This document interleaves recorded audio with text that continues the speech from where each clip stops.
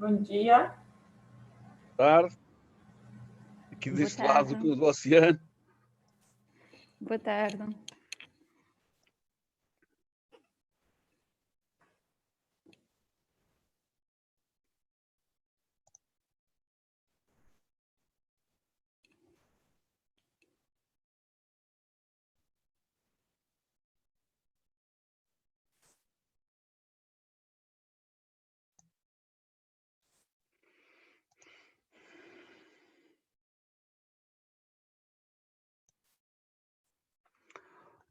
Olá, Fátima. Olá, professor. Como está? Está boa? Tudo bem, obrigada. Então, ontem correu bem? Ontem? Ontem não tinha uma comunicação ontem também? Foi hoje de manhã. Ah, foi hoje de manhã. Então, Sim. o meu controle sobre o programa não está grande coisa. Correu bem? Correu bem. A Correu menina bem. faz isso aos pares, não? É mais fácil, é mais barato. Sim, de cada vez, pelo menos, sim. Costumo fazer 2 de cada vez, sim. É, Às assim é que eu vezes, gostava. Assim é que eu mais- gostava. Pois, quando elas são de seguida é mais fácil. Depois, quando há horários desencontrados, às Não, vezes... eu gostava era ter duas coisas para dizer no mesmo congresso. Isso é que era. Isso é que ok. é habilidade. Às vezes conseguimos... portanto, o de hoje de manhã até faz conexão com o da tarde. Por isso... Muito bem. Mas às vezes não, são trabalhos mesmo isolados, diferentes. Oh, Fátima, já teve em sessões outras, como é que é? Nós vamos receber indicações dos serviços Sim. técnicos ou quando Sim, chegou a hora arrancamos e está a andar? De manhã, quando entrei na sala, já havia alguém da Forges e depois é que passaram para mim a administração da sessão, para então eu fazer a moderação. Fica a aguardar que venham dizer alguma coisa, não é? Boa tarde, não sei se me estão a ouvir. Já estamos a ouvir, Já estamos. já estávamos a falar de Pronto. si, Gonçalo. Neste momento o professor já é o moderador, portanto a partir deste momento a sessão é sua. Ok, obrigado. Então, muito obrigado, Gonçalo. Então temos ainda, neste momento estamos 3, falta a Maria Adrião e a Luciana S. Vamos esperar mais um bocadinho, não?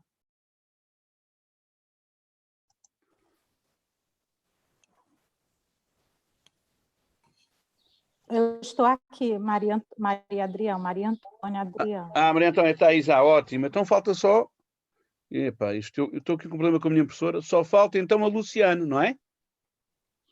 Há 2 Lucianes, pois é isso. Há a Luciana S e a Luciane... Weber. Não, há a Luciane Weber S, ou isso, e depois há a Luciane Ivan Cruz, Kzuk, Steigleder. Essa sou eu. Olá, Luciane. Eu não sou capaz de pronunciar o seu nome como deve ser. Diga-me lá como é que é o seu nome. Ivan Zuk, Ivan Zuk. Steigleder. Um é polonês e outro alemão. É um pouco difícil mesmo. Obviamente. Então, para alguém que não fala nada como eu, ainda é pior. Não tem problema. A Luciane Weber não está, que é a primeira a falar. Pois não? Ainda não está, pois não? Luciane Weber. Bom, eu acho que em todo caso, para não atrasarmos isto, podemos ir andando. Não, 4 e 1 minuto, também não sejamos mais papistas com o Papa. Vamos esperar mais 2 ou 3 minutos, está bem? Está toda a gente de acordo? Sim, sim. Ok. Muito bem.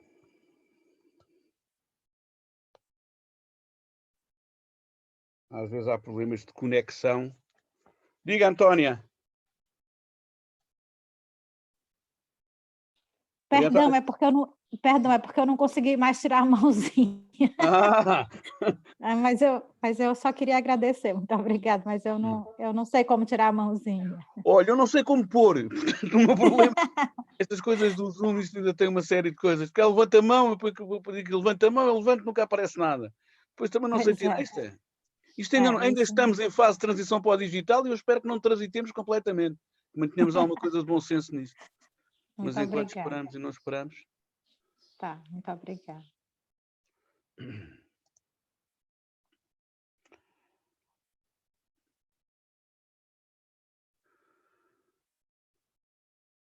Pois eu, desse lado do oceano, não sei como estão as coisas, desse lado está um calor impróprio, devia estar frio e está calor, não chove, o Covid não nos larga, isso está tudo a precisar. Está tudo a precisar de reforma.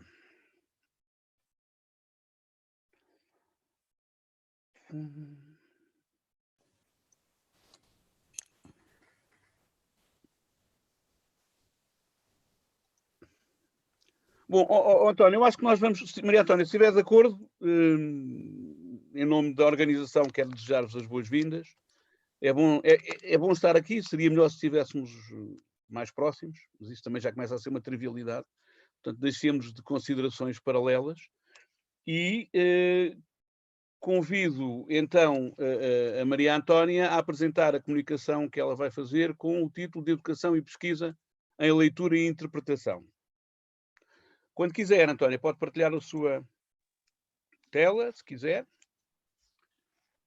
e arrancar. Obrigada. Eu não sei como fazer, como compartilhar a tela. Tem aí uma hipótese que é compartilhar tela, se quiser. Não, mas é porque eu não experimentei antes, aí eu tenho que fazer bobagem. Também não é obrigatório. Nós agora, a apresentação é uma questão de ideias, as coisas estão na cabeça e nas palavras. Era muito só para dizer que, se quisesse.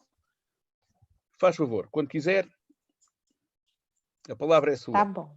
Bom, eu, na verdade, vou ler, né? Assim, muito obrigada. Eu vou apresentar aqui o texto. Eu vou ler, viu? Eu passo paciência aos colegas, eu espero ler compreensivelmente, mas eu estou à disposição para tirar as dúvidas, e ao professor Luiz Sebastião, no caso, né? Eu gostaria de agradecer pelo aceite do trabalho, e dizer que é muito grata esse encontro internacional da Forges, quando possivelmente, se não fosse esse momento de Covid, de quarentena, de internacionalização das relações obrigatórias, forçosamente, eu não estaria possivelmente apresentando, né? Então, educação e pesquisa em leitura e interpretação é uma espécie de proposta que eu desenvolvi, que eu estou tentando desenvolver, considerando as dificuldades que os estudantes apresentam na leitura crítica, vamos dizer assim, até que alguns conseguem ler, mas não conseguem fazer a interpretação, que é o que eu chamo de crítica, né? Então, apresentamos uma reflexão a respeito da pesquisa que orientamos através dos estágios supervisionados obrigatórios e não obrigatórios do curso de História da Universidade Estadual Vale do Acaraú, situada na zona noroeste do estado do Ceará, onde eu sou professora, realizados em escolas situadas na região noroeste do Ceará, portanto, Ceará, Brasil. Os estudantes se qualificam para a regência pesquisando como as políticas educacionais são aplicadas na prática cotidiana escolar e como influenciam no ensino-aprendizagem. No entanto, um dos objetivos da pesquisa é que os estudantes, e aí eu trato o estágio, no nosso projeto político-pedagógico do curso de História, estágio tracinho pesquisa, assim, é um estágio que o estudante tem a oportunidade de ir lá e aproveitar o locus da escola para às vezes até disso sai TCC, sai até propostas de pós-graduação posterior. Então, os estudantes se qualificam para a regência pesquisando como as políticas educacionais são aplicadas, já li, né? No entanto, um dos objetivos da pesquisa é que os estudantes compreendam na prática o que é estar na escola com professor pesquisador, e assim precisam focar em um problema educacional e refletir a respeito. Desta forma, uma das questões que tem exigido reflexão constante que trazemos neste artigo é a dificuldade do ensino-aprendizagem e leitura e interpretação. E eu estou chamando de interpretação e não de escrita, e aí eu sei que eu não tenho o domínio dos conceitos do pessoal de letras e nem da pedagogia, é mais um ensaio do campo mesmo historiográfico, né, da minha compreensão de historiadora sobre os assuntos. E aí eu chamo de leitura e interpretação porque na nossa interpretação, na nossa interpretação, não somente a escrita e a escrita básica comum relacionada com um questionário, por exemplo, que é o que a maior parte dos professores ainda solicitam dos alunos, que representa essa interpretação. Essa interpretação ela pode ser, inclusive, está presente nas diversas escritas que da interpretação histórica, da leitura, poderiam sair o estudante poderia apresentar, e não somente isso, de charges e enfim, isso que está na moda aí, que os estudantes sabem utilizar muito bem, poesia, e na escrita dos textos, vários outros, enfim, uma música, uma encenação teatral, quaisquer interpretações relacionadas que ele possa demonstrar interesse pelo texto histórico ou por outros textos e sua forma de interpretar ou de ver o mundo, né? Nessa perspectiva, concluímos como engano político, teórico e metodológico que, para conquistar a proficiência em português e matemática, que é o foco das escolas públicas da nossa região, a escola deixa em segundo plano as outras matérias do currículo, provocando uma leitura apenas funcional e superficial dos textos e contextos. Propomos a alteração no currículo escolar, é uma questão bem ousada mesmo, eu sei, mas eu penso que eu tenho esse direito de pensar qualquer coisa, né? Ninguém me proíbe. Então, assim, propomos alteração no currículo escolar de modo a incluir as reflexões sobre leitura e interpretação em todas as áreas formativas, e não somente em português. E eu digo matemática porque, na minha interpretação, se um estudante sai proficiente em matemática, dentro dos padrões apenas, e são somente esses, do que as provas solicitam, as provas externas solicitam, ele também está sabendo ler, porque ler é interpretar, não é? Então, assim, aí eu vou... Deixa eu ver se eu encontro aqui para focar, porque eu não estou observando o meu tempo. Se o senhor se incomodar de me avisar quando eu tiver, ou algum colega, porque seria bom que eu não ultrapassasse o tempo. Esteja né? tranquila que eu depois digo, está bem? Eu digo-lhe 3 minutos antes, eu digo que tem 3 minutos ainda. Muito obrigada. Então, aí o que é que eu estou propondo assim, que quaisquer áreas possam ser entendidas como uma área de leitura escrita e não somente a língua portuguesa, né? E, portanto, a matemática também, à medida que o estudante aprende a somar 2 mais 2, que 2 mais 2 são esses, ele tá fazendo a leitura, não é? E isso não é visto dessa forma, infelizmente. E aí eu vou, assim, por que projeto de... Aí, assim, eu estou chamando de... Só um instante que eu estou procurando aqui, é onde eu quero chegar para apresentar melhor. Outra questão de respeito a ser professor, pesquisador, mesmo que o docente leve mais tempo que o normal em um projeto. Assim, Bom, um dos autores que eu estou utilizando é o inglês Young, né, que ele defende que a educação é uma atividade especializada e, sendo assim, embora permaneça, abre aspas, né, embora permaneça uma atividade prática, a educação se tornou cada vez mais especializada. Os currículos são a forma desse conhecimento educacional especializado e costumam definir o tipo de educação recebida pelas pessoas. Precisamos entender os currículos como formas de conhecimento especializado para podermos desenvolver currículos melhores e ampliar as oportunidades de aprendizado. Bom, se nós estamos num novo momento histórico, com todos os acessos tecnológicos, com todas as leituras possíveis, as linguagens possíveis de serem acessadas e de serem desenvolvidas, inclusive distantes da escola, por que não mudar um currículo com essa compreensão maior, não é? E por que continuar com a ideia de que só professor de língua portuguesa, não, no caso do ensino fundamental 1, são os pedagogos, né, o considerado multidisciplinar, que pode ensinar a leitura. Na minha interpretação, essa compreensão histórica do professor pedagogo, e aí eu espero que não tenha nenhum pedagogo presente, mas se tiver, eu aceito a crítica, eu compreendo. Sim, é uma política educacional, não é? Facilita que um profissional apenas esteja em sala de aula ensinando tudo ao menino, tudo, entre aspas, que ele precisa aprender nesses primeiros anos de escola. No entanto, eu penso que isso é um engano, assim, e eu estou propondo uma reforma não somente curricular, mas também uma reforma dessa perspectiva, assim, que o professor de história pudesse estar lá desde o início, ou pelo menos que o pedagogo realmente ensinasse a história que ele precisa ensinar, e a geografia e as outras áreas, porque isso não tem acontecido, considerando a necessidade de treinar mesmo os estudantes para passarem nas provas.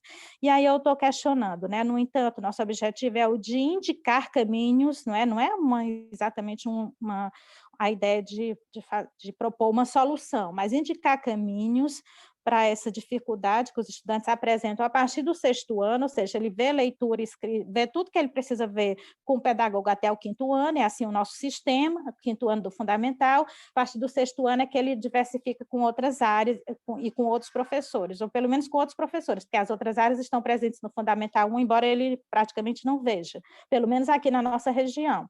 E aí, a partir do 6º ano, é que ele entra em contato com um professor de História. Então, assim, a questão é, nosso objetivo não é indicar caminhos, e sim refletir a respeito desses caminhos canonizados pelos especialistas, mas, de outro modo, buscando abrir perspectivas para outros caminhos possíveis, e assim não fazer apenas a crítica pela crítica, porque compreendemos ser o nosso papel, como defende esse autor, né? Que ele está propondo que o professor, o sistema fique atento às mudanças curriculares. Então, um dos exemplos que trabalhamos em sala, no caso, que eu costumo questionar os alunos em relação à leitura e à escrita e à interpretação, é o que envolve uma operação simples de aritmética, ou seja, de aritmética elementar, 2 mais 2, 4. Né? Eu pergunto lá aos alunos da graduação, os licenciandos. Lembrando que isso não quer dizer que a aritmética não seja trabalhada de forma crítica na região de referência, ou em outras áreas do Brasil e do mundo. Em Portugal pode ser diferente, né? Neste caso, estou considerando as reflexões trazidas pelos estudantes nos estágios, nos relatórios deles, nas pesquisas deles, pelas formas como observam o ensino da leitura e da interpretação nas escolas, no caso do texto didático de História, nas escolas onde eles estagiam. Sendo que este problema, o da leitura e da interpretação, na nossa compreensão, é de todas, repetindo, de todas as áreas. Portanto, de todas as disciplinas. Como podemos ler essa sentença? 2 mais 2, 4. Aproveitando para ensinarmos as crianças a lerem criticamente o problema, ou seja, os objetos e as situações colocadas à soma, que também podem ser concomitantemente de dedução, de divisão ou de multiplicação. Como ensinar a não naturalizar um resultado ou um problema? Esta soma que trouxemos como exemplo, e ao contrário, ensinar a problematizar, né? O 2 mais 2, 4. Como ensinar os aprendizes a fazerem relações entre as parcelas somadas, ou melhor, entre o que está sendo incluído.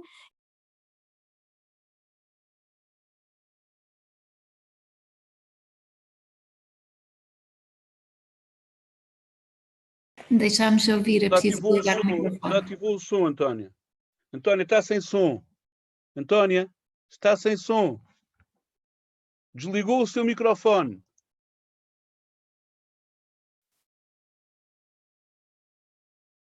Já sai, pronto. Já está, já ligou.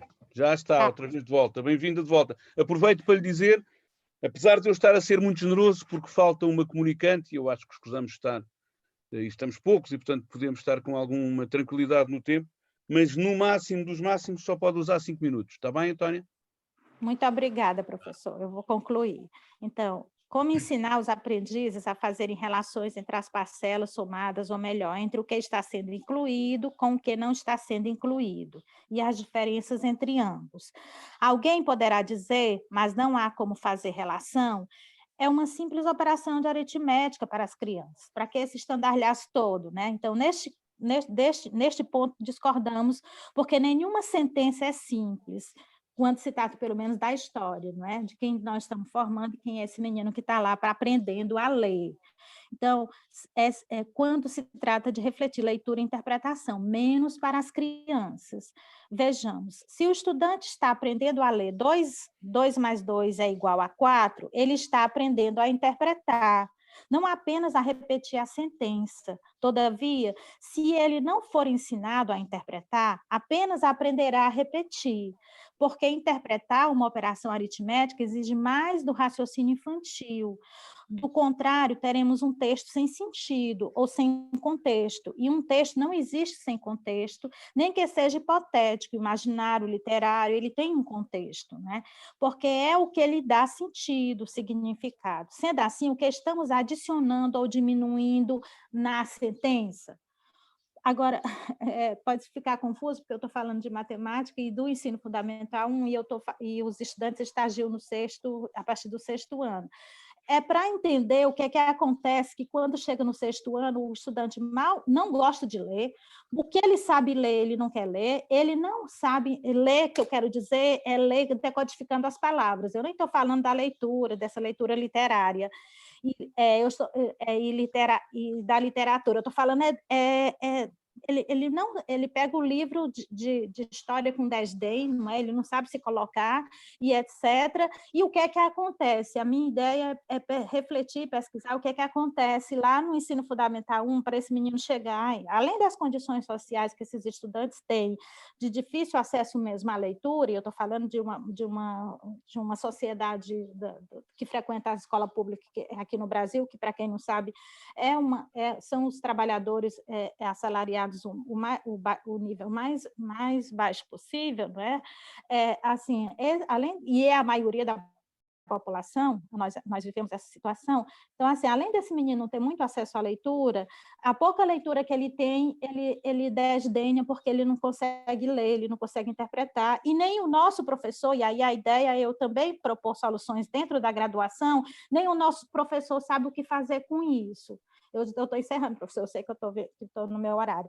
Então, assim, nem o nosso licenciando que sai da graduação vai lá e é demandado para ensinar também a ler, para que esse menino desenvolva, nem ele sabe fazer também com isso.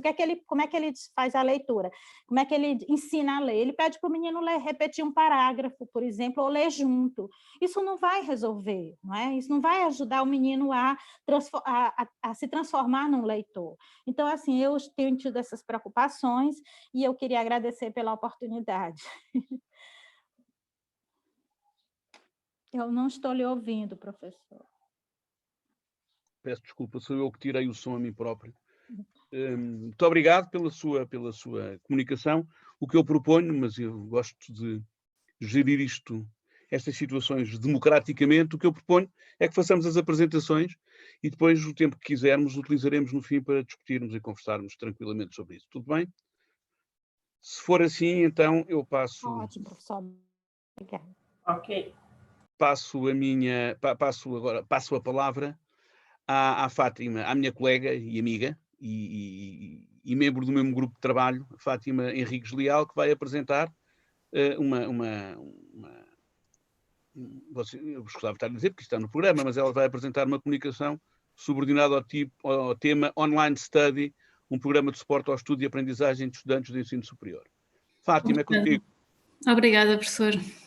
Aqui, assim, o professor Luís já dispensou a leitura do título do programa. Antes de mais, agradecer a todos a oportunidade de cá estar, à Forges, para parabenizar o 10º aniversário e agradecer esta possibilidade de partilha de experiências e de investigação. Então, este programa Online Study de suporte ao estudo e aprendizagem foi desenvolvido no âmbito do projeto Learning and Teaching at the University, que visa investigar o ensino e a aprendizagem no ensino superior a partir da perspectiva dos estudantes e dos professores.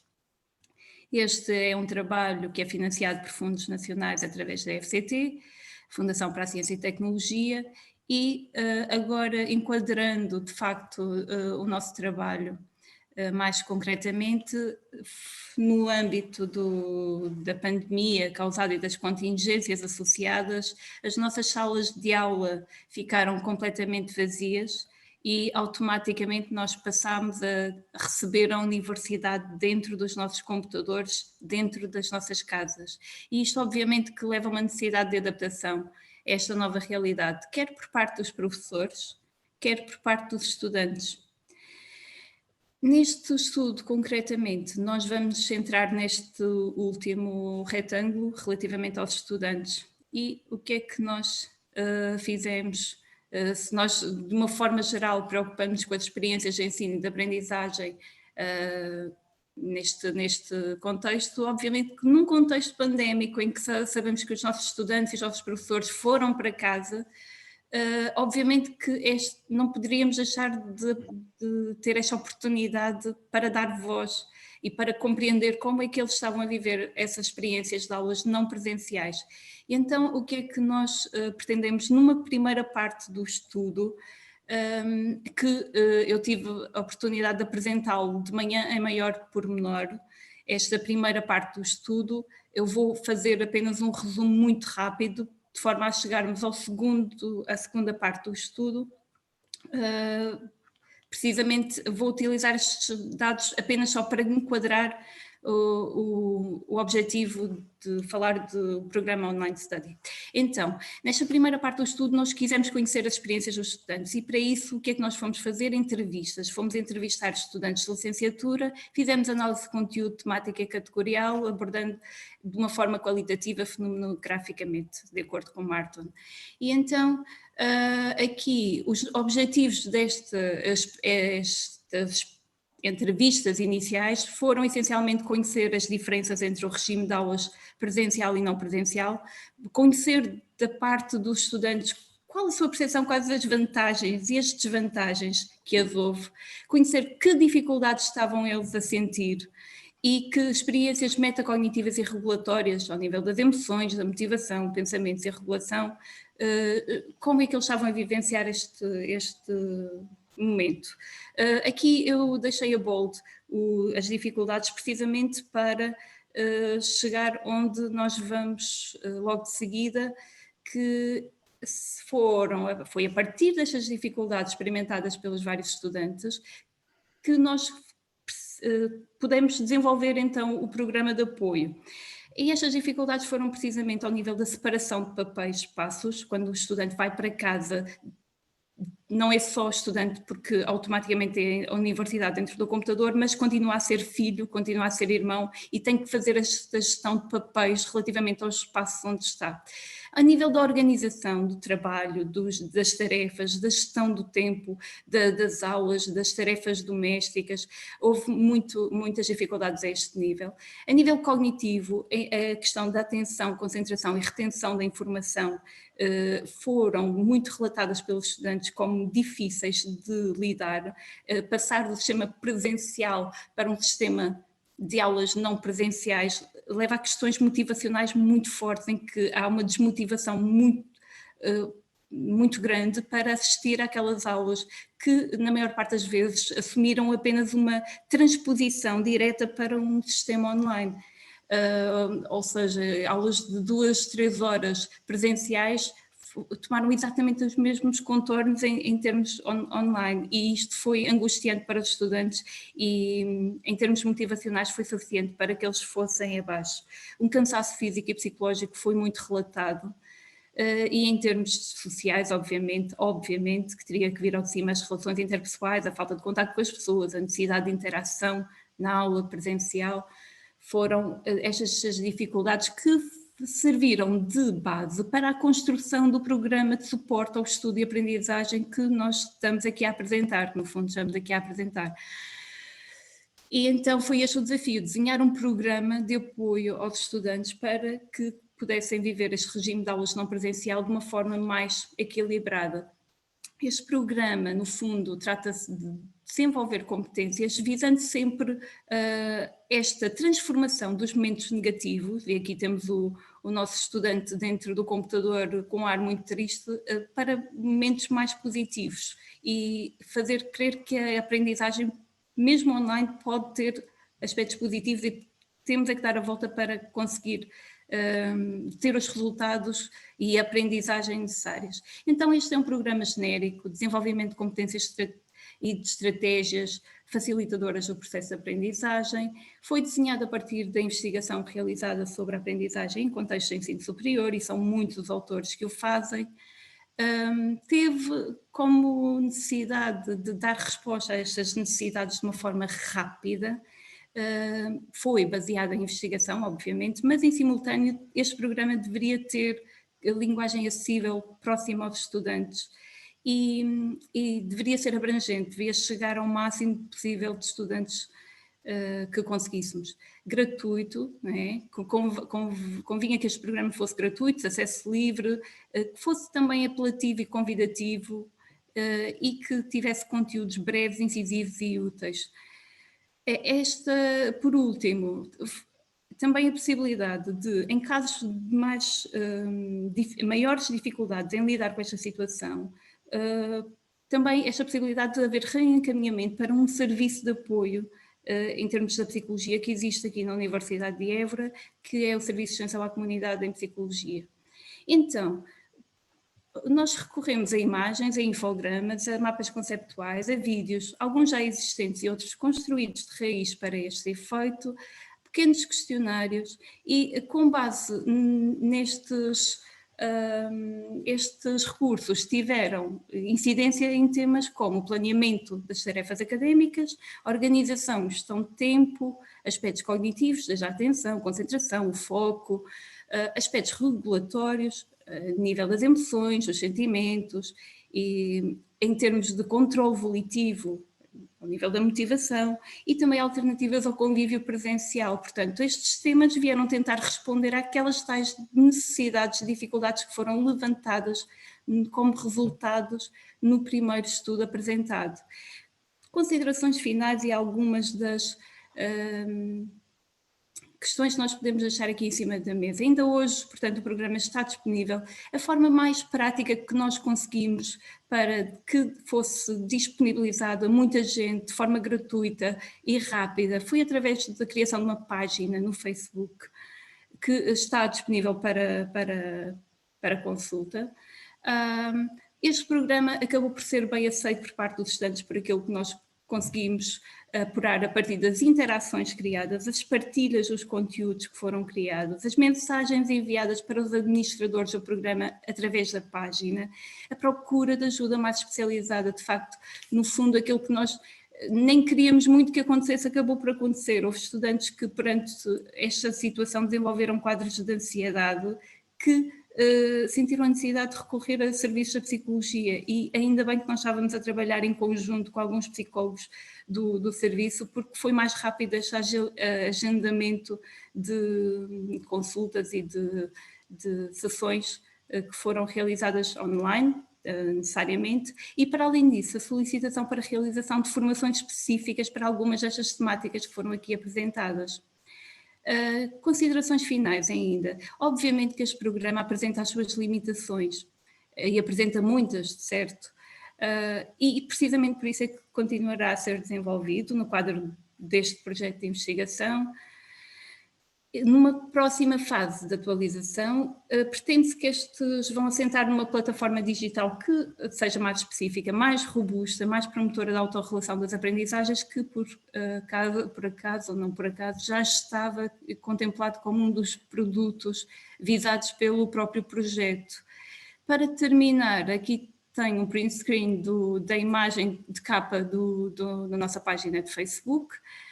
Depois, o exemplo de um dos infogramas que foram utilizados, e aqui de uma forma simples, esquemática, em termos de motivação intrínseca e extrínseca, para que os estudantes também pudessem se localizar onde é que se situavam. E por último, aqui a capa de um dos vídeos que foram construídos de propósito, que não sei se o professor Luís Paixão se ainda teria tempo para passar o vídeo em 1 minuto e 30. Não tem microfone. Raio.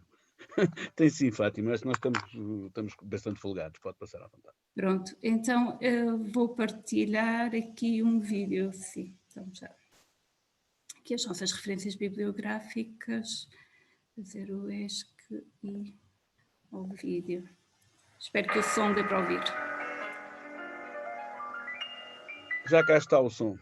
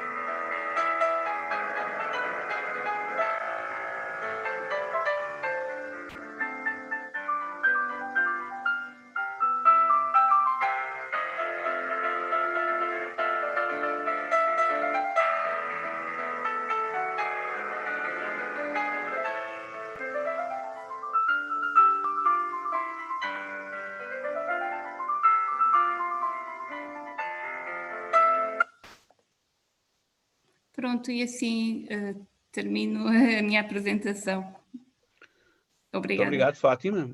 Acabamos com um momento musical e com um vídeo inspirador. Portanto, regulem-se e perguntem.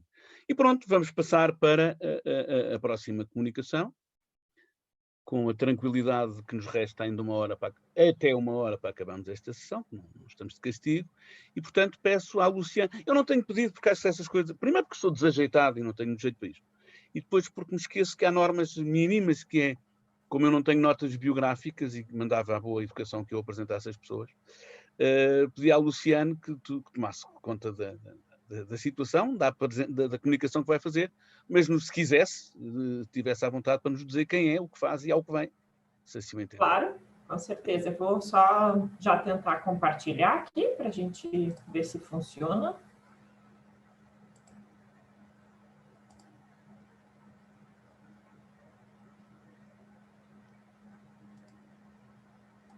Vocês me dizem se estão vendo? Muito bem, já está. Ah, ok. Então, eu sou a Luciane, sou estudante do programa de pós-graduação em Diversidade Cultural e Inclusão Social da Universidade Fevale, do Brasil, Rio Grande do Sul, da cidade de Novo Hamburgo.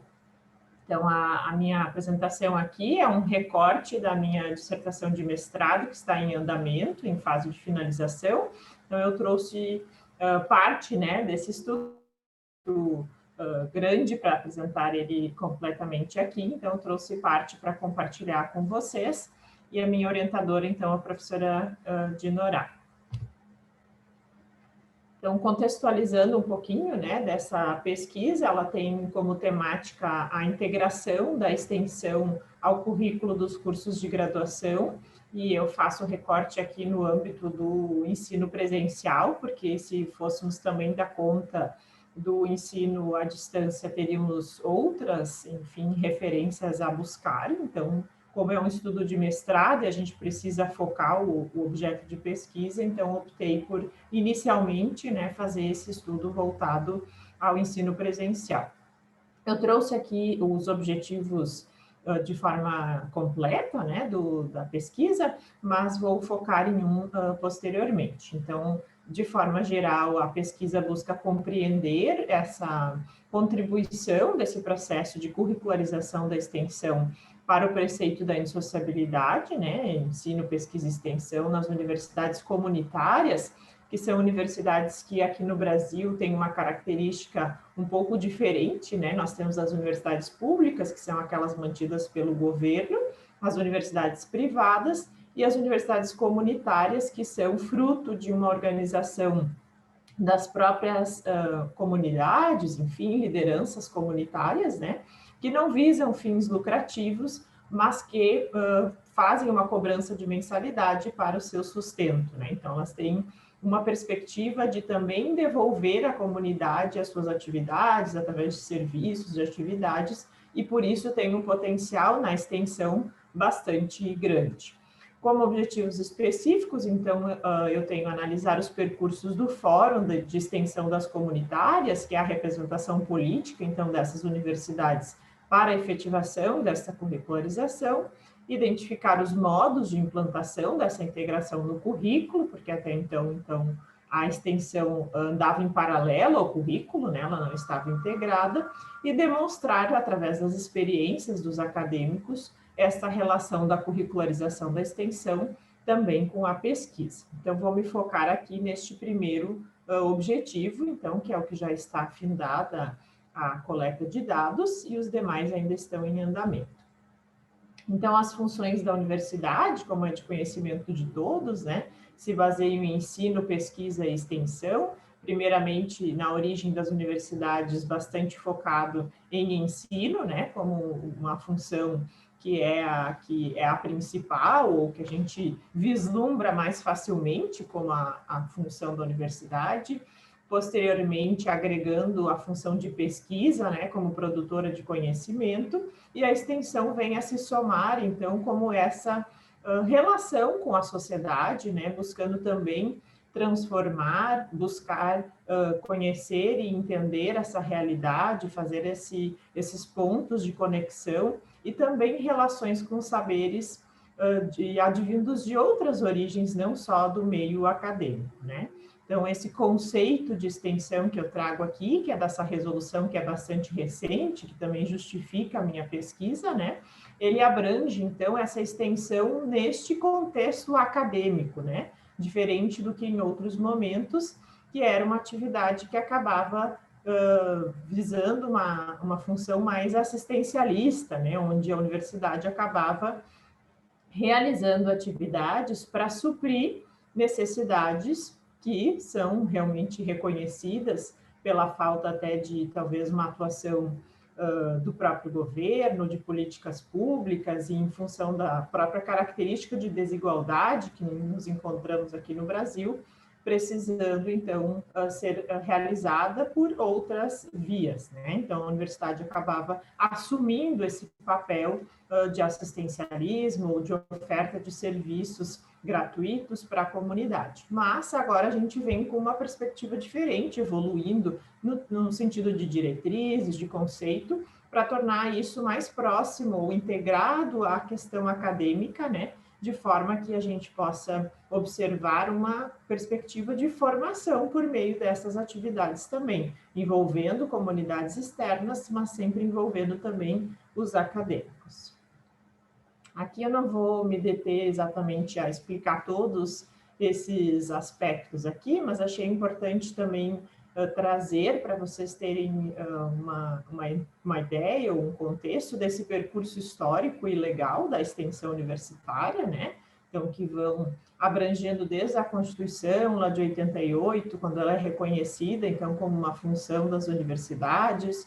Depois a gente tem, nos planos nacionais de educação, a referência a essa integração da extensão, o próprio surgimento dos fóruns de extensão, que nós temos 4 fóruns aqui no Brasil, representando essas diferentes categorias de universidade, como eu disse, e em 2018, então, culmina essa proposição através de uma comissão que envolveu diferentes atores, que pôde contar com uma audiência pública para validação de uma resolução, então, que vai pela primeira vez trazer princípios orientadores para a extensão e essa concepção, como eu disse, mais de uma visão formativa, acadêmica da extensão, mais voltada à transformação social, que antes estava pautada muito pelos fóruns de extensão, mas não a nível do Ministério de Educação.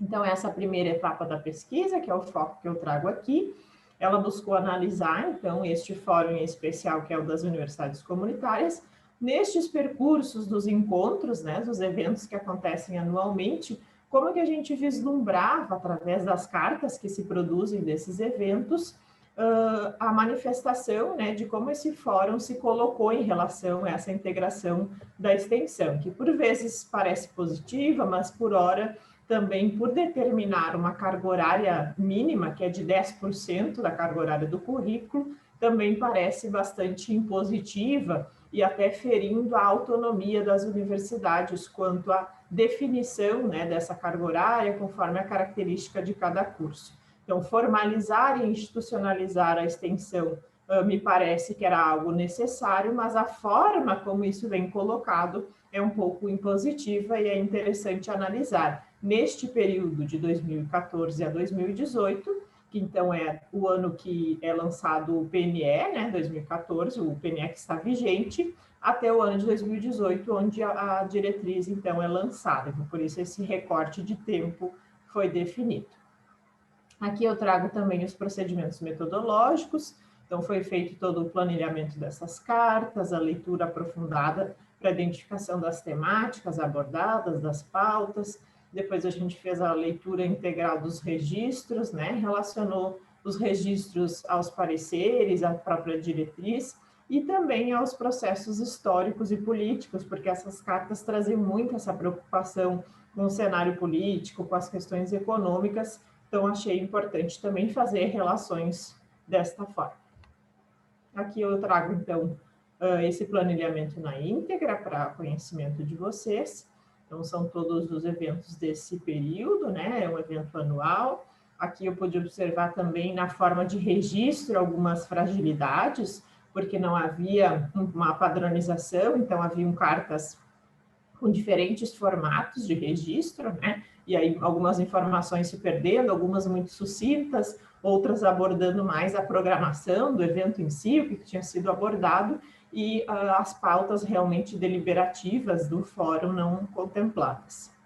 E aí aqui algumas considerações, então, em relação a encaminhamentos, né, que foram realizados e que depois correspondem também a aspectos que vão, a partir disso, pela essa questão da normatização, da curricularização, evoluindo. Então, desde 2014, quando o Plano Nacional foi definindo esta meta de integrar a extensão no currículo, já foi pautado aqui, como a gente pode ver, né, a curricularização no encontro deste fórum.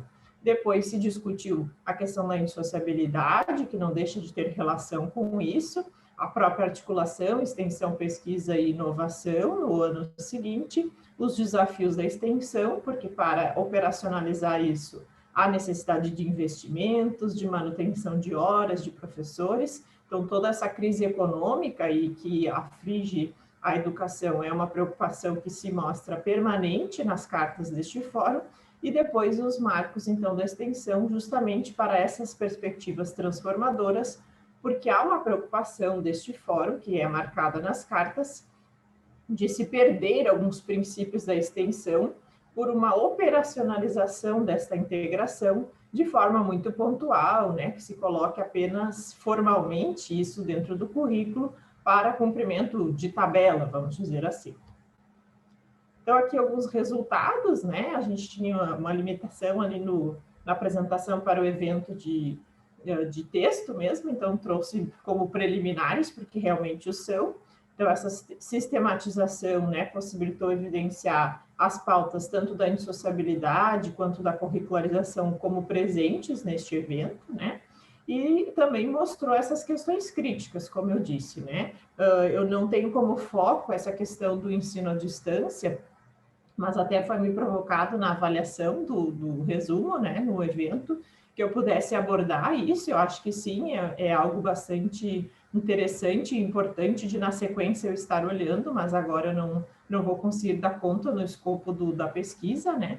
Mas é algo que nas cartas também coloquei aqui como uma questão crítica, porque sempre aparece, né? Porque no âmbito do ensino presencial já é um desafio bem grande, né? E se fica se perguntando como será isso também no ensino à distância. A garantia de recursos, como eu falei antes também, né? No sentido de poder ter um investimento e poder ter essa continuidade das atividades, mas com uma oferta que tenha qualidade, né? Que a gente não precarize essas atividades, né? E nem sobrecarregue os docentes, porque há necessidade de ter o acompanhamento desses professores na orientação desses alunos, na relação com essa comunidade, né? E o formato dessa integração curricular, para que ela realmente atenda a uma questão acadêmica, para que ela realmente atenda à concepção preconizada pelo fórum, pelas diretrizes, né? E que ela realmente faça sentido dentro da proposta curricular e dentro do contexto daquele curso, daquele território, e não faça ser uma atividade assistencialista, o que retroceda, né, em alguns aspectos em relação à extensão. E aí destaco também o importante papel deste fórum, né, na defesa desse posicionamento de transformação social e dessa busca de normativas para a institucionalização, que foi a partir do chamamento de um dos conselheiros do MEC para uma atividade, então, de encontro nacional, que se startou essa comissão, que depois foi fruto às diretrizes nacionais. Então, foi bastante importante esse movimento, e é algo que a gente observa pelos registros e na participação neste fórum, que é sempre um objetivo, assim, né, do fórum estar podendo fazer este apoio por essa representação política, conseguindo garantir esse espaço também da extensão. Então, de forma geral, aqui são as minhas referências também, seria este recorte que eu preparei para trazer aqui para vocês, e agradeço a oportunidade de estar aqui no evento, assim como a Maria Antônia destacou, também destaco que acho que dessa forma a gente tem a possibilidade de participar, né, de talvez de outra forma não poderíamos estar aqui junto com vocês, então acho que é uma oportunidade única. Agradeço e parabenizo também as colegas. Aqui deixo os contatos também. Muito obrigado, Luciano. Foi muito interessante e, mais uma vez, deixamos as questões para o fim. Se puder descompartilhar a tela. Sim. Obrigado. E pronto, então agora compete-me a mim também partilhar um pouco o que se passa com o estudo que nós andamos a fazer. E quando eu digo nós é porque, por exemplo, a Fátima também está neste grupo, como se repararem nos nomes que estão neste grupo deste projeto, a Fátima também lá está. E este está compartilhado? Está. O problema é que eu não consigo tirar daqui a minha carantonha, que não serve para nada. Agora já está. E, portanto, o que eu tenho para vos propor, a apresentação é uma parte pequena de um estudo bastante mais amplo, e que, neste caso, o que eu venho fazer é apresentar-vos uma parte do estudo de um projeto que é sobre ensinar e investigar no ensino superior, e que se prende com uma procura que nós fizemos de tentar perceber o que é que nos professores do ensino superior da Escola de Ciências Sociais e da Escola de Ciências e Tecnologias da Universidade de Évora pensam sobre o que é ensinar.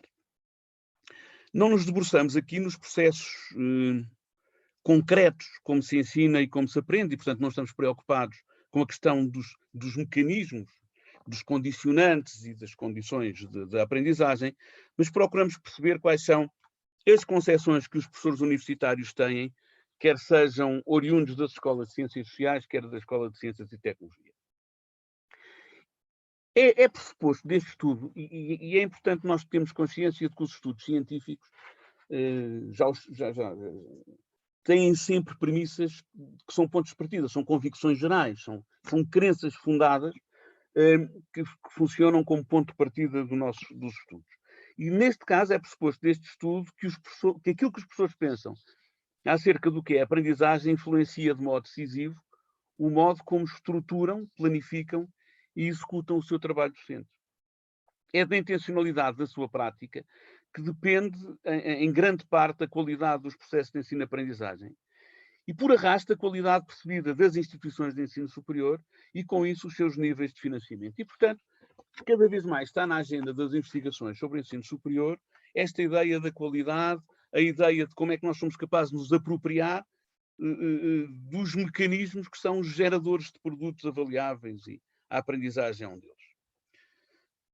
Naturalmente que este estudo se insere numa já longa tradição de estudos sobre as percepções de estudantes e professores sobre o que é a aprendizagem.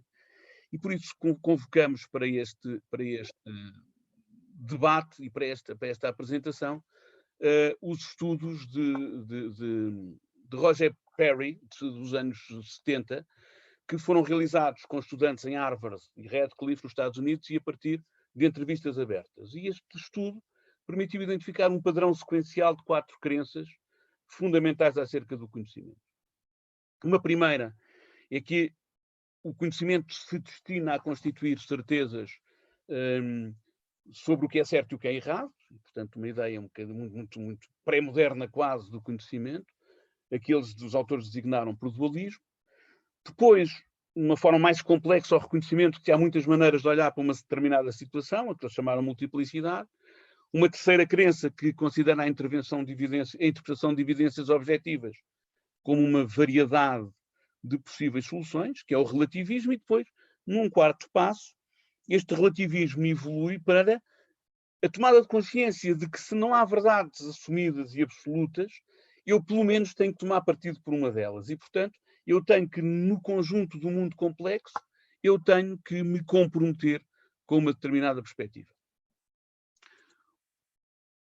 Isto está aqui assim um bocadinho estranho, porque eu não tenho uma boa imagem sobre o meu próprio PowerPoint. Portanto, peço desculpa. Na mesma linha não, mas mais ou menos no mesmo tempo, mas numa linha paralela, houve um sueco muito conhecido, Roger Salio, que a partir de entrevistas com adultos de diferentes níveis de ensino levou à identificação de 5 formas distintas de conceptualizar a aprendizagem. Uma primeira como aumento do conhecimento, portanto uma questão quantitativa. Uma segunda como memorização, reprodução rotineira de informação adquirida. Uma terceira concepção do conhecimento como aquisição de factos e procedimentos que podem ser retidos ou utilizados na prática, ligando-se a um conhecimento considerado útil, que pode ser retido e utilizado fora do contexto educativo. Uma quarta concepção que consiste na atribuição de significados de natureza pessoal, digamos, natureza hermenêutica, e que implicam selecionar, sintetizar, compreender e argumentar. E, por fim, a concepção da aprendizagem como interpretação da realidade. Estas cinco concepções fundamentais foram completadas mais tarde por Martin e Glória Dallalba, com uma sexta concepção que consiste em considerar o conhecimento como uma forma de mudança pessoal. A partir destes estudos seminais do Salio, como eu disse, estudos que ele depois desenvolveu com o Ferenc Martin, levaram à categorização destas 6 concepções acerca da aprendizagem na conjugação com 2 grandes macrocategorias, uma sobre aprendizagens superficiais e outras sobre aprendizagens profundas. Nós fizemos um estudo sobre, como eu disse há pouco, convocámos 20 professores da Escola de Ciências Sociais e da Escola de Ciências e Tecnologias, 10 de cada um, mais ou menos equilibrado do ponto de vista do género, do ponto de vista da idade, eram todos razoavelmente de idade avançada, como acontece agora no corpo docente da universidade, uma média de 55 anos nos docentes, todos com muitos anos de serviço, entre os 15 e os 40, e com mais de 10 anos de doutoramento, e, portanto, gente experimentada, a quem fizemos a pergunta para si o que é aprender, e utilizámos respostas, um questionário com respostas abertas. Aplicámos os métodos de análise de conteúdo inspirados por Bardin, compaginados no quadro da investigação fenomenográfica, justamente do Martin, e desenvolvido no âmbito desses estudos sobre a aprendizagem, e utilizámos como categorias prévias de análise aquelas categorias que a teoria demonstra e que apresenta. E, portanto, os resultados que nós encontramos são estes que estão aqui assim neste quadro.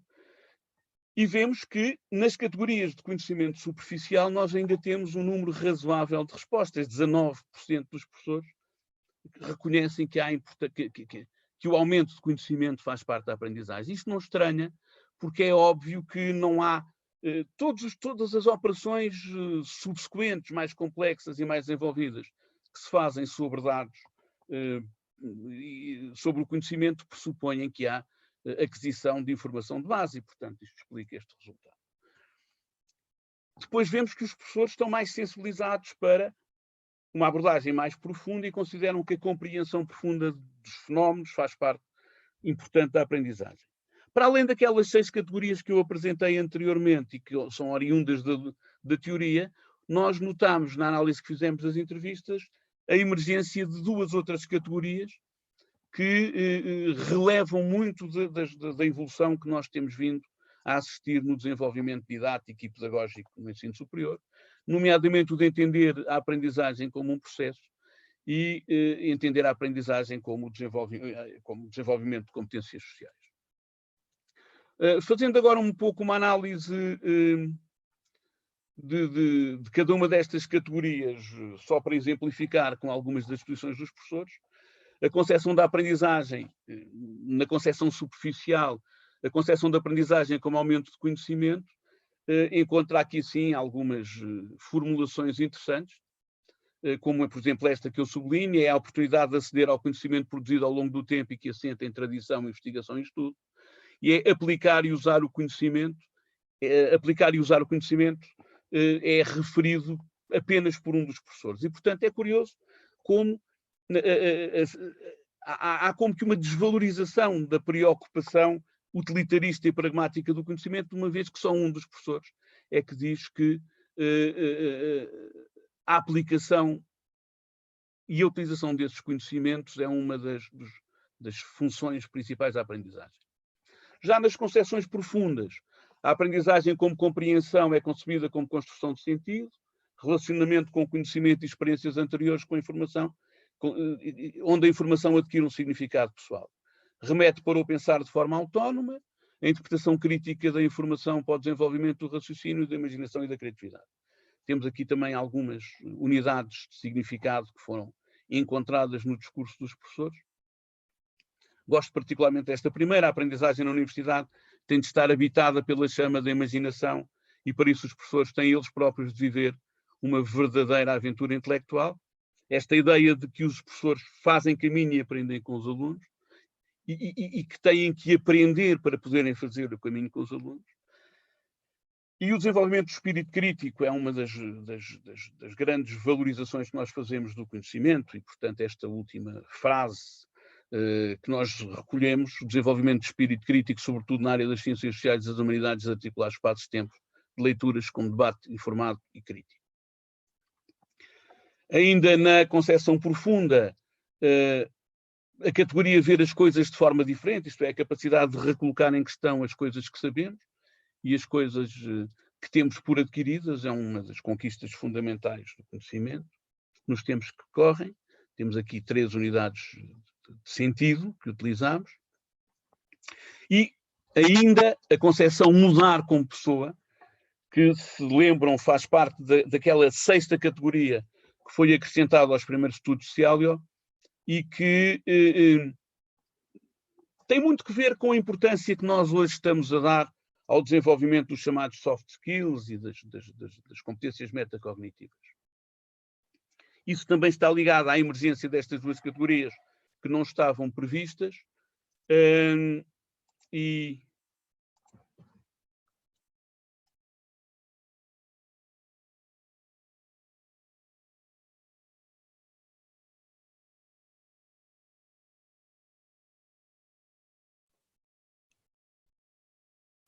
Professor Luís, sem querer, tirou a imagem e o som. Não conseguimos vê-lo nem ouvi-lo.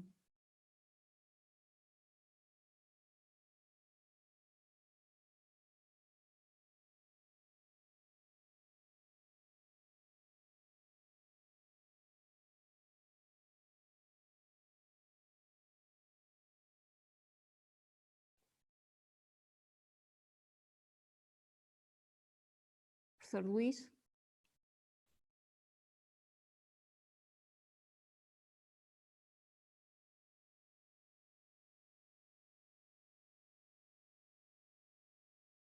Estou.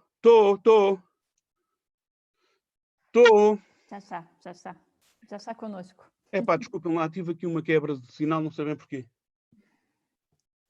Peço muita desculpa. Isto é muito bom, isto da tecnologia. Eu nem consigo perceber descobrir a minha imagem. Esperem lá. Estão-me a ouvir bem? Perfeitamente. Já encontrei. Desculpem lá. Portanto, estava a dizer que emergiram estas 2 categorias novas, interessantes, que não estavam previstas nas categorias teóricas iniciais, que é a concepção da aprendizagem como processo e como desenvolvimento de competências sociais. E pronto, basicamente, estas são as referências dos autores fundamentais.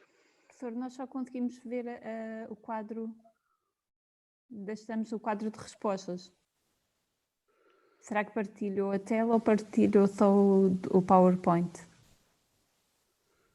Eu partilhei o PowerPoint. Vocês ficaram no quadrinho aqui? Aqui agora não sabemos. Vocês ficaram no quadro de respostas? Sim. Epá, o que é que se anda a passar? Está pausado. Eu vou interromper-lhe o compartilhamento. Sim. Bom, isto só tem uma desculpa possível. É que nós estamos todos a aprender, não é? A começar por mim, que sou mais nabo deles todos. Compartilhar a tela. vamos compartilhar esta tela. Tá? Certo. E agora o que é que vocês têm? Ah, bom, agora conseguimos ver muito mais. Ih, não consigo. Então, peço, isto tem sido um fracasso, então. Não, Bom, estava para acompanhar o raciocínio. portanto, reparem, eu vou tentar reconstruir o que se perdeu. Não, é que não tem perdido. Eu estava a saltar a leitura das unidades de sentido, não fazia sentido nenhum, só vocês não estavam a ver, não é? Parecia que eu tinha perdido completamente o juízo. E, portanto, reparem, neste quadro o que é que nós vemos? Vemos as concepções, aquelas que a teoria previa e que foram as nossas categorias de partida para a análise de conteúdo. Que é o aumento, as concepções superficiais, aquelas que entendem o conhecimento como aumento qualitativo da informação, como a memorização e reprodução do conhecimento, e a aplicação. Quando eu tenho andado, quando estava a fazer a reflexão para vos apresentar isto, não pude deixar de pensar numa coisa muito curiosa. Nos tempos em que, numa abordagem behaviorista, nós fazíamos a planificação das atividades docentes, a aplicação era uma das formas mais consideradas de profundidade do conhecimento. Quando nós pedíamos aos estudantes para fazerem atividades de aplicação, essas representavam a maior, digamos, os níveis mais elevados da capacidade de compreensão e de utilização de conhecimento. E agora vemos como a aplicação ainda está, e há autores que consideram que está na fase de transição das competências superficiais para as profundas, mas estão na base das aprendizagens profundas. A partir daí vem uma compreensão mais elaborada, a atribuição de sentido, a capacidade de ver as coisas de forma diferente e a capacidade de mudança pessoal. E depois, como eu estava também a dizer, a partir destas destas 6 categorias nos clusters de aprendizagens superficiais e profundas, emergiram da análise dos dados 2 novas categorias que não estavam previstas na teoria, que era a ideia da educação como processo e a ideia do desenvolvimento de competências sociais. É a nossa interpretação de que a emergência destas 2 categorias não previstas correspondem apenas a um olhar que é o olhar próprio dos professores que estão preocupados no processo de ensino-aprendizagem e na emergência cada vez mais notória das que nós chamamos de soft skills, não é? Ou as competências sociais. E, portanto, porque nós trabalhamos nas competências sociais, valorizamos as aprendizagens como formas de aquisição de competências sociais. E pronto, que eu já estou a utilizar há muito tempo, mas isto não passa aos slides. Agora passou. Portanto, agora estão a ver uma coisa que diz concepção superficial da aprendizagem, verdade? Pronto, porque eu depois peguei, foi só nas... Era só para exemplificar, não vou perder mais tempo com isto. Eu peguei em cada uma daquelas categorias e pus aqui assim algumas das unidades de sentido que nós utilizámos para as consubstanciar.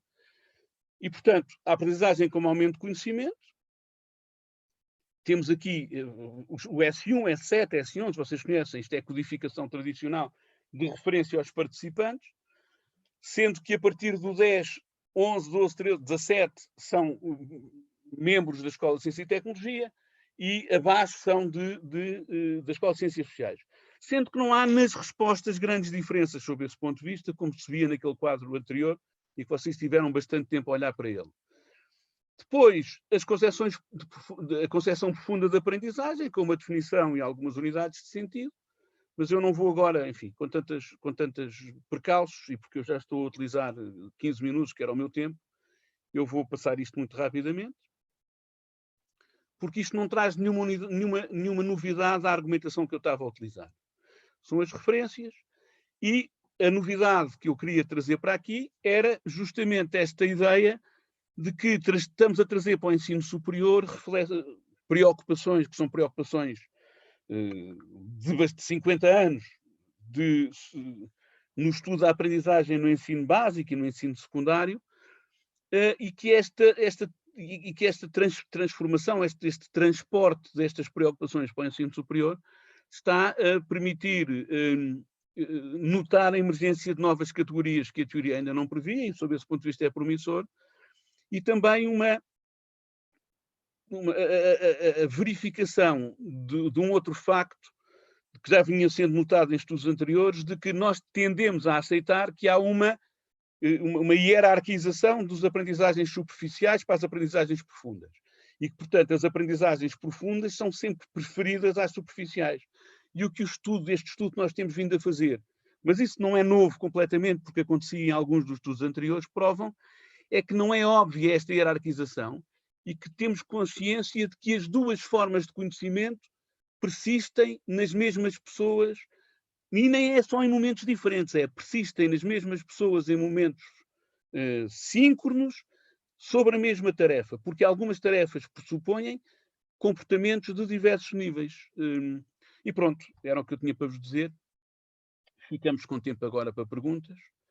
Eu vou-vos compartilhar a tela.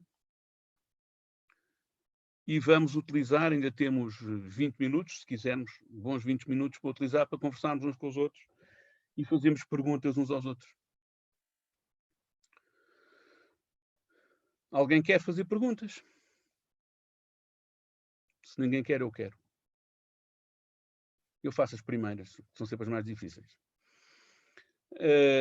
Para a Maria Antónia, eu não sou pedagogo, nós não temos cá essa figura cá em Portugal, e portanto não me senti pessoalmente interpelado pelo seu comentário, mas gostava de ouvir um bocadinho a sua opinião e gostava que elaborasse um bocadinho mais sobre essa crítica da monodocência. Porque a discussão sobre a monodocência, ao contrário do que pode parecer, aquilo que em Portugal há uma corrente muito forte que tende a puxar a monodocência até mais tarde, em vez de ser a ideia de que devemos antecipar a pluridocência, portanto pôr o professor de História, de Matemática e de Física mais cedo na escola, o que nós entendemos é que é preciso levar o professor principal, um único professor, pelo menos até ao fim dos 6 anos de escolaridade básica, sendo que, obviamente, assessorado por professores de especialidade. E, portanto, é que realmente nos debates que nós temos sobre a monodocência e pluridocência, não é pacífico que haja vantagem em antecipar a pluridocência, antes pelo contrário. Parece que há vantagem em atrasar a pluridocência, assessorando o professor principal com professores de especialidade. A Fátima queria perguntar, eu sou um dos fascinados, como sabes, sou um dos fascinados por este produto que vocês fizeram, que eu acho que é um achado, acho que é muito bonito, acho que é muito bem pensado, acho que é muito bem pensado, muito bem estruturado, acho que os produtos são muito agradáveis. O que eu queria saber, digamos, é porque é que não me pergunta quando vê todos os dias lá em baixo, porque às vezes não nos cruzamos, e agora é que estamos a falar sobre isto. Como é que estamos de, primeiro, utilização do programa? Os alunos aderiram, não aderiram? Quais são os níveis de adesão? Se temos ideia sobre isso. E depois, se vocês estão a pensar, como é que estão a pensar avaliar? Se estão a pensar avaliar e como é que estão a pensar avaliar os resultados? E para a Luciano, também tenho uma pergunta, mas esta eu tenho vergonha, Luciano. Porque eu estava aqui a fazer a pergunta. Eu estava a dizer assim, se calhar eu distraí-me em algum momento e não perdi uma coisa essencial. Mas esta ideia da curricularização da extensão, tenho que fazer a pergunta da maneira mais tonta que sou capaz. O que é curricularizar a extensão? Porque na minha cabeça, a extensão não é curricularizável, porque a extensão é uma função, é um processo. Não é? Portanto, desculpe lá, diz-me assim, eu estive a falar 10 minutos sobre isto e não percebeste nada. Não percebi nada. Não percebi nada do que é. Percebi as outras coisas, o contexto, os mecanismos, percebi tudo. O que eu não percebi bem é o que é isso, na prática, concretamente, o que é isso de curricularizar a extensão. Está bem? Pronto, já fiz perguntas a todos. A Maria Antónia pode ser a primeira a responder, que foi a primeira a ser interpelada. Bem, eu agradeço, professor, a pergunta. E, bom, possivelmente é uma pesquisa que precisava ser ampliada. Inclusive, eu até pensei em fazer uma proposição de pós-doc para pesquisar mais, me aprofundar mais, não somente a nível de Brasil, sobretudo inicialmente, porque é preciso conhecer melhor o Brasil que eu habito, né? E quem sabe fazer alguma comparação a nível internacional de como é que acontece essa questão. Porque limitarmos-nos aos livros, aos textos, muitas vezes nos deixa leigos mesmo, porque os textos, às vezes, eles colaboram com alguma pesquisa muito pontual e não trazem essas questões mais gerais que são importantes, que o senhor está colocando. Bom, Talvez porque a política educacional, pelo menos local, essa que eu vivencio com as escolas da Zona Noroeste do Estado, privilegiam, sim, sem dúvida, o professor plural, esse professor polivalente, anteriormente chamado, é horrível essa palavra, assim, já foi abolida do dicionário da pedagogia, sobretudo, mas das políticas também, mas é chamada agora de professor, tem alguma coisa com plural também, que eu estou esquecendo o termo. Mas, assim, na verdade, esse professor ele não exerce supostamente o que ele aprende. Eu penso que ele aprende a trabalhar com todas as áreas. Mas por ele não fazer isso, e ele só fazer... E aí eu sei que em determinado momento, o curso pelo menos os cursos de pedagogia que eu conheço aqui, eu vou falar pelo menos de 3, que são das estaduais, que a gente chama curso de pedagogia mesmo, né? Eles formam o professor para essa pluralidade em sala de aula, mas focando, a exemplo das políticas públicas, né, nas disciplinas que vão ensinar esse menino a ler, sobretudo visando mesmo as reivindicações do Estado para que os alunos aprendam o que tem de ser aprendido, que está sendo cobrado nessas avaliações, que vão de encontro aos índices internacionais, que eu não estou discordando de nenhum. No entanto, esse professor não tem exercido a sua profissão. Ele chega em sala de aula e ele trabalha língua portuguesa e matemática. Mais língua portuguesa e matemática, talvez 70% língua portuguesa, vírgula, desculpem, a disciplina de português, que é outra coisa, né? Ele trabalha a disciplina de português com as questões básicas que o menino, que são exigidas nas avaliações, e matemática. Eventualmente, pelo que eu fiquei sabendo, pelo pouco acesso que eu tive, pela pouca pesquisa, pela investigação mínima que eu fiz no ensino fundamental 1, é que, às vezes, a sexta-feira é destinada a uma aula, ou as aulas as outras áreas. Aí o estudante tem uma reflexão sobre religião, por exemplo, sobre arte, sobre história e geografia, mas isso quando a escola não está demandando a sexta-feira. Quando ela está precisando investir, fazer aprofundamento em alguma questão da língua, do português e da matemática, ele usa a sexta para isso. Aí, quer dizer, o estudante fica muito circunscrito, o currículo do estudante, o aprendizado do estudante fica muito circunscrito a isso. Quando ele chega no 6º ano, e aí vamos e convenhamos que aprender não é só as palavras, não é só esse letramento que o estudante precisa para sair, para, inclusive, sair mesmo dessa fase da alfabetização ou do letramento, que é o conceito que eu prefiro, né? Porque é um conceito que vai de encontro, talvez, ao que o senhor está defendendo, que a gente aprende a ler em todas as fases, não é? Vai se aprofundando e com níveis de dificuldade, dependendo das situações em todas as fases. Então, aqui tem os estudiosos nesse campo chamam de letramento, né? Então, assim, aqui, né? Então, esse letramento, ele não acontece porque o menino não teve a oportunidade de ver as outras áreas. Esse letramento dele fica muito no campo do senso comum, do que ele aprende na sua empiricidade de vivência, de prática, de viver como cidadão, e não na escola.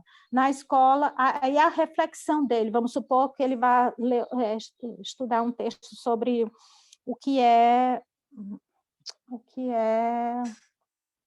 cidade, que ele veja um texto no terceiro, quarto ano sobre cidade, e o que é cidade para ele, vai contar a experiência de vida que ele tem sobre cidade e o que aquele texto literário está dizendo ali sobre cidade. Cidade nós sabemos que é muito mais profundo, e que o menino do 3º ano, do 4º ano, pode aprender mais sobre cidade para sair discutindo, para sair conceituando a cidade do ponto de vista geográfico, histórico e etc. Então, assim, essa dificuldade que o menino sai do ensino fundamental 1, por ele não estar estudando isso, ele chega com essa dificuldade no 6º ano.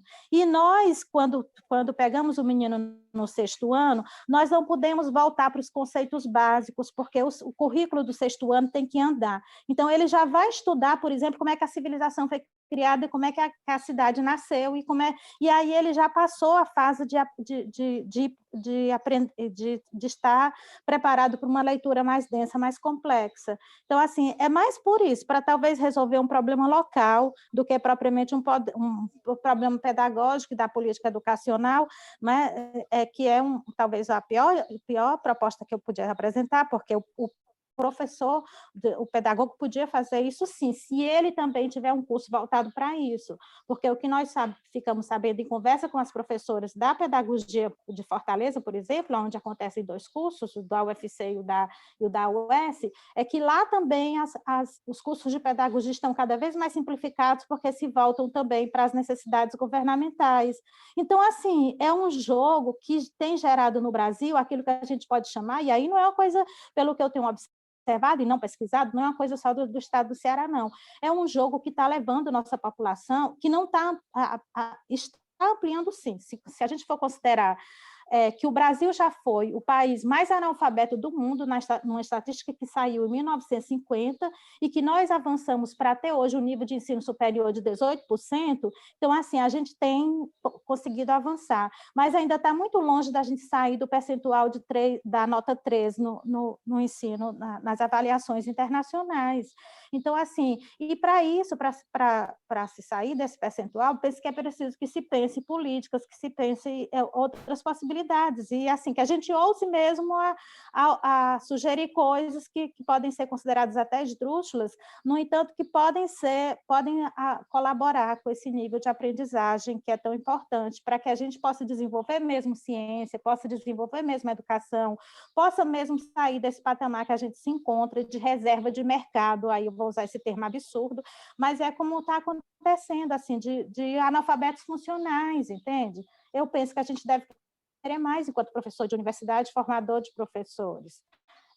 Eu Obrigado. agradeço a oportunidade. Obrigado, Tá Antônio, bom. obrigado. Fátima, quer-me responder?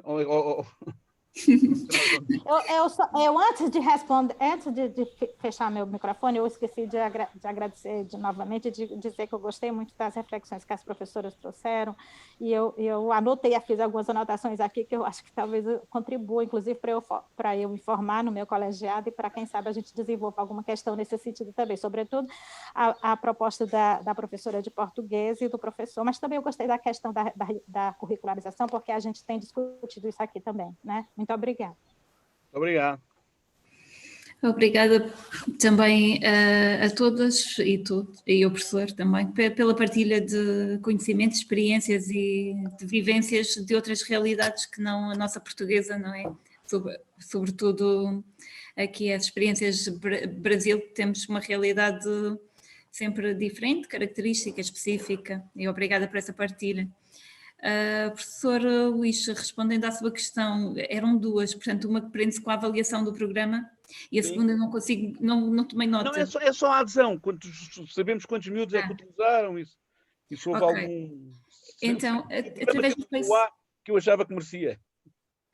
Através do Facebook nós conseguimos visualizar as pessoas que visualizaram, nós conseguimos aceder às estatísticas das pessoas que visualizaram e que visitaram a página. E então, obviamente que nós não temos 9.000 visualizações, nem nada que se pareça. Portanto, este programa acabou por ser uma resposta de emergência e nós tentámos divulgar dentro dos nossos contactos o máximo possível. Houve muitas visualizações, mas mais do que a quantidade, o que eu também procurei enfatizar aqui na apresentação foi o tipo de interação que houve, porque não foram as 9.000 visualizações, mas as visualizações que houve permitiram a interação connosco e entraram em contato connosco a partilhar o quanto estavam a ser úteis aqueles conteúdos. Nós também partilhámos aqueles conteúdos com o Gabinete de Apoio ao Estudante, também com o CRI, com o Centro de Recursos para a Inclusão, e também utilizaram esses recursos no seu próprio trabalho. E, portanto, e para além desses dois serviços da universidade, ainda o serviço de extensão à comunidade. Ou seja, Isto para dizer que a quantidade não foi assim uma extrema quantidade, mas a utilização que os poucos que fizeram, a utilidade que teve, ao menos para aqueles, foi muito útil. Não sei se me estou a fazer entender. Claro. Não era isso que eu queria ter essa ideia. E se vão avaliar agora, estou a pensar fazer uma avaliação. A nossa intenção agora é passar conteúdos destes para a nova plataforma. E aí sim formalizar de uma forma diferente, mais robusta, aí sim formalizar a questão da avaliação. Neste momento, a página de Facebook foi aquela resposta que nós encontramos que era mais rápida, mais abrangente e mais disponível, facilmente disponibilizada ao público. Mas foi muito bem. Eu estou muito contente de você ter feito isso. Parabéns. Foi muito interessante. Obrigada. Luciano, o que é curricularizar a extensão? Diga-me lá que eu fiquei perturbadíssimo. Certo, acho que é muito pertinente a pergunta, apesar do professor dizer que poderia ser uma pergunta, né, incoerente, mas acho que é de fato, né, porque parece tão simples, né? Se é uma terceira função da universidade, por que integrar no currículo, né? Mas a Maria Antônia vai validar o que eu vou estar trazendo, que na verdade ela é uma atividade que é reconhecida legalmente nas diretrizes, mas ela ainda é uma função acessória nas universidades na prática. Não, mas, Luciano, desculpe lá, é só para eu isso percebo, o que eu não consigo entender, se calhar o problema é na palavra curricularização, não é? Isso, é formalizar dentro do currículo atividades de extensão. Dos alunos.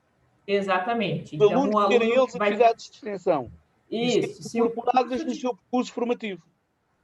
Isso, se por exemplo, o curso de graduação tem 3.000 horas, 10% dessas 3.000 horas, 300 horas, vão ter que ser dedicadas a atividades voltadas à comunidade. Pronto, era o que formalmente. Isso. Antes isso acontecia, mas acontecia em alguns cursos que tinham mais característica voltada a isso, às vezes atingiam alguns alunos que participavam voluntariamente de projetos, né? Então, como eu disse, ela legalmente talvez é reconhecida como uma função, mas ela ainda não está institucionalizada a ponto de envolver todos os alunos.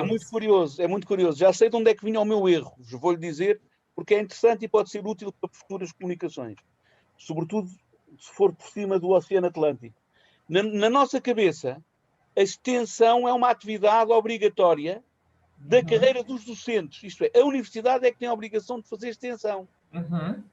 E, portanto, na minha cabeça, o problema era o que é que significava curricularizar uma coisa que é competência da instituição e dos docentes, e não dos alunos, não é?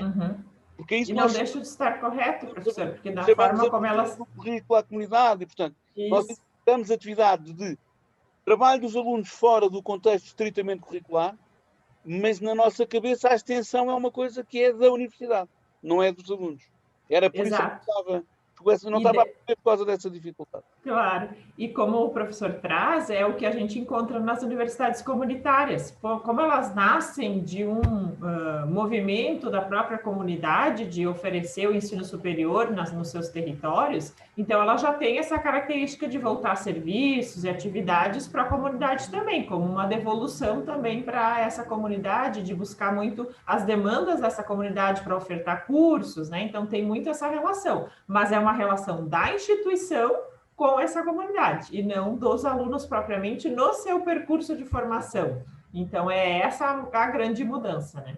Muito bem. Querem fazer pergunta? Temos ainda 5 minutos, se quiserem fazer mais alguma pergunta umas às outras. Eu não sei se a Maria Antônia também identifica isso na universidade que ela está, porque estamos em regiões bem diferentes aqui, né, do Brasil, apesar de estarmos no Brasil, mas eu acho que é, de fato, algo que acaba acontecendo nas diferentes universidades, né? Em razão de ter se tornado uma lei, uma exigência apresentada para nós pelo Conselho Nacional de Educação, sim, a universidade ela tinha também um trabalho de extensão, mas muito circunscrito a alguns cursos, tipo enfermagem, o direito, enfim, mas agora nós estamos obrigados a desenvolver projetos de extensão. Na verdade, é uma exigência de carga horária dos estudantes, mas nossa também. Os professores têm que apresentar uma carga horária de extensão para que a coisa dê certo, porque eu não vou poder mandar meu aluno lá para fazer extensão sem eu fazer também, não é? E, na verdade, os projetos acabam ficando muito no âmbito do professor. Somos nós que desenvolvemos, mas o aluno tem que ter a carga horária dele, né, em relação a isso. Mas é isso, eu só não sabia que as universidades não tidas governamentais, não é? Não governamentais, que elas estavam obrigadas também a essa curricularização. Passa sempre pela cabeça da gente que as políticas vêm direcionadas apenas para o setor público, né? E pelo jeito não, e isso foi bom de saber também. Viu? Na verdade, Obrigada. No Plano Nacional anterior, ele estava só para as universidades públicas, e agora no PNE 2014 foi abranger todas as universidades. Em relação aos outros projetos, assim, já que o professor disse que tem um tempinho, eu achei curioso, porque realmente o senhor tem razão. Eu até anotei aqui que de uma próxima pesquisa, eu pensar nessa ideia da gente ver como é que os alunos aprendem a ler, se eles estão aprendendo mesmo a ler, o que é aprender a ler. Achei super interessante isso, porque nunca, assim, apesar de que a estatística brasileira aponta para o analfabetismo funcional também na graduação, não é? Que a gente fica se perguntando como é que é um estudante que é analfabeto funcional na graduação, ele pode ter passado no vestibular. No entanto, é porque esse conceito de letramento, de aprendizagem, ele é visto assim, dessa forma fixa, pelo que o senhor trouxe aí, deu para perceber isso, apesar de eu não ter a leitura, né? Que ele é como se a gente já saísse da escola básica sabendo ler, e na verdade não é bem assim, não é? Os níveis de complexidade vão aumentando, e à medida que vão aumentando, a gente vai aprendendo mais e menos, e nós estamos o tempo todo aprendendo, como o senhor também, acho que em algum momento da sua fala, o senhor colocou isso. Como professores, a gente se coloca nessa perspectiva de aprendizagem e etc. Então, assim, eu achei a pesquisa maravilhosa e eu coloquei algumas ideias aqui para refletir depois mais e melhor, inclusive com os autores que o senhor apresentou. E para finalizar a minha fala, que eu já tinha considerado, assinalado a pesquisa que a professora fez, a gente tem sentido também essa angústia, acho que é uma coisa geral de todo o Brasil, né, do estudante que se vinculava à internet por outros meios, para as redes sociais, mais com outras funções, e agora nessa perspectiva de se educar através das redes e melhor dizendo, da comunicação, da informática. Eu estou esquecendo o nome, o conceito, mas assim, isso tem dificuldade, tem alguns estudantes desistindo mesmo da graduação por causa disso, porque ele não se sente competente ou ele não tem esse acesso que ele precisava ter para fazer isso, e esse é um novo momento, sem dúvida, que se estender, nós não sabemos ainda quanto tempo vamos ficar fora do presencial. Acho que estudos como que vocês estão realizando, como que os senhores estão realizando, e a senhora, vão ser muito importantes, vão contribuir para a gente entender melhor o que está acontecendo e encaminhar novas possibilidades, não é? Bom, vou me calar. Muito obrigado, tive imenso gosto, está na hora de encerrarmos esta nossa sessão paralela, tive imenso gosto, obrigado a todas. Faltou outra Luciana, ela é que não sabe o que perdeu, teria tido aqui um belo bocado se tivesse aparecido. Muito gosto, passem bem e à próxima vemos. Professor. Obrigada a todos. Professor Luiz, ainda me escuta? Estou sim. Eu só perdi a Como referência. Big Brother, estou sempre a ouvir. Que ótimo. Não, eu achei muito interessante o estudo ali sobre as aprendizagens, porque acho que eu consigo fazer relações com esse estudo que eu estou fazendo da questão da extensão, porque penso que se vincula a essas aprendizagens mais profundas quando a gente vai a campo e faz essas atividades, né, via extensão. Eu perdi só a referência do autor, se tu conseguisse me passar no chat ali. Eu posso, com certeza. Muito obrigada e agradeço a oportunidade. Mas Luciano, eu vou-lhe contar um segredo. Quem sabe mesmo a sério disto é aí a Fátima. Se ficar a falar com ela, ela é que sabe destas coisas, ela é que tem imensa informação. Que ótimo. Então, me dá teu contato, Fátima. Eu por acaso, eu estava aqui com um problema, mas tem que ver com a minha incapacidade. É que o chat... há uma hipótese de gravar, mas eu não sei muito bem depois o que é que faço com ele. Gravo e depois não sei o que é que faço com ele. Porque... Pois é. É aqui no arquivo, no bate-papo tem... Sim, diz salvar bate-papo. E depois exatamente, quando eu salvo, dizem exibir na pasta, mas em que pasta? A partir daí eu já não sei o que... Deve ser na pasta relativa à reunião Zoom, a esta reunião Zoom. Pois é capaz de ser meetings left chat. E depois como é que isto se partilha com vocês é que eu não faço ideia, o problema é isso. Bom, ok, é assim, aproveitem isto está ligado, ainda podem ter, troquem aí informações, copiem o que está aí. Luciana, eu vou ficar com o seu endereço. Claro. E depois mande-lhe a informação, mande-lhe as referências detalhadas por e-mail, está bem? Perfeito, muito obrigada. É a melhor maneira? É, com certeza. Então pronto, eu depois mando-lhe as referências aí sobre aprendizagem. Pois o senhor aproveita e manda para todos nós, professor. Então esperem lá, então, está bem, está bem. Também se estão interessados, mando para quem estiver interessado. Mas a sério, vocês fiquem, eu faço isso com todo o gosto. Mas vocês fiquem com o endereço da Fátima Leal, porque ela é que sabe muito disto, acreditem em mim. Muito obrigada, professor. Nada. E até a próxima. Até a próxima. Tchau, obrigado, até a próxima. Obrigada.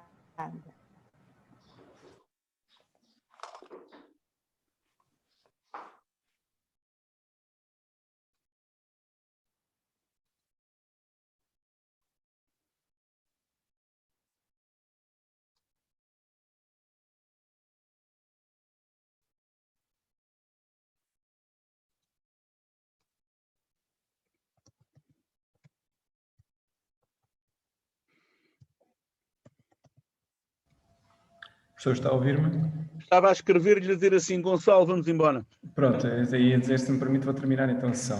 Eu já estava a escrever. Pode. Pronto, ok, obrigado então, boa tarde. Obrigado, Gonçalo.